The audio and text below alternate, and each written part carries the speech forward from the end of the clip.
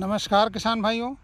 आज की इस वीडियो में हम बात करेंगे कि नर्सरी बोने से पहले अपने खेत को किन किन चीज़ों से तैयार करना है और खेत में क्या क्या डालना है। सबसे पहले बात करते हैं कि जैसे आप टमाटर की नर्सरी कर रहे हैं या फिर आपको दिखा रहे हैं गोभी की नर्सरी ये है, और इसके बाद आपको दिखा रहे हैं मिर्च की नर्सरी, ये भी बोई गई है।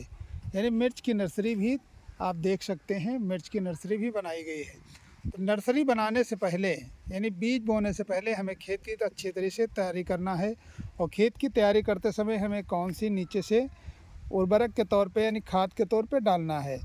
किसान साथियों, अगर आप अपने नर्सरी की तैयारी कर रहे हैं या बुआई करने जा रहे हैं तो ध्यान रहे कि नर्सरी में नीचे से गोबर की खाद डालना बहुत ज़रूरी होता है। जब भी आप गोबर की खाद का प्रयोग करेंगे तो आपकी नर्सरी बहुत अच्छी चलेगी।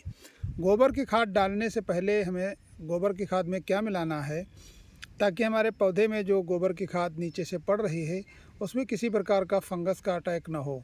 तो इसलिए हम गोबर की खाद जो बनाते हैं उसमें पहले हम ट्राइकोडर्मा डाल देते हैं।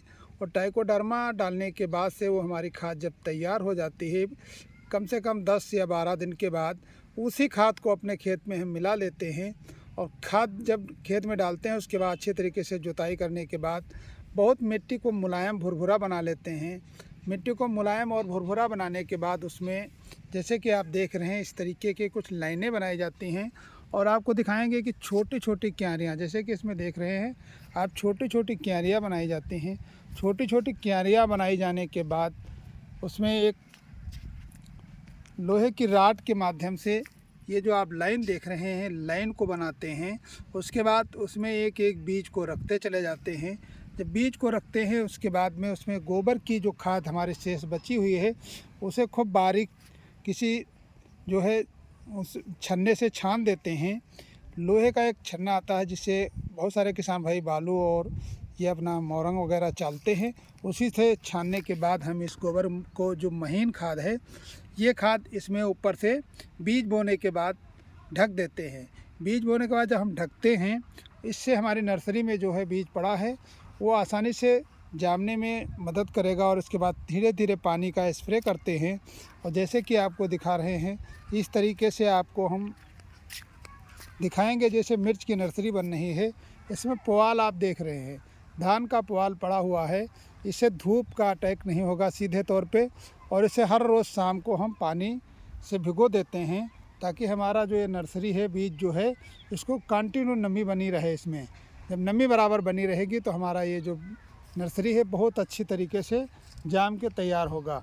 जैसे कि आपको दिखा रहे हैं मिर्च की नर्सरी इधर लगी हुई है, मिर्च की बुआई हुई है। आप देख सकते हैं खूब बारीक सी खाद इसमें ऊपर से ढकी गई है।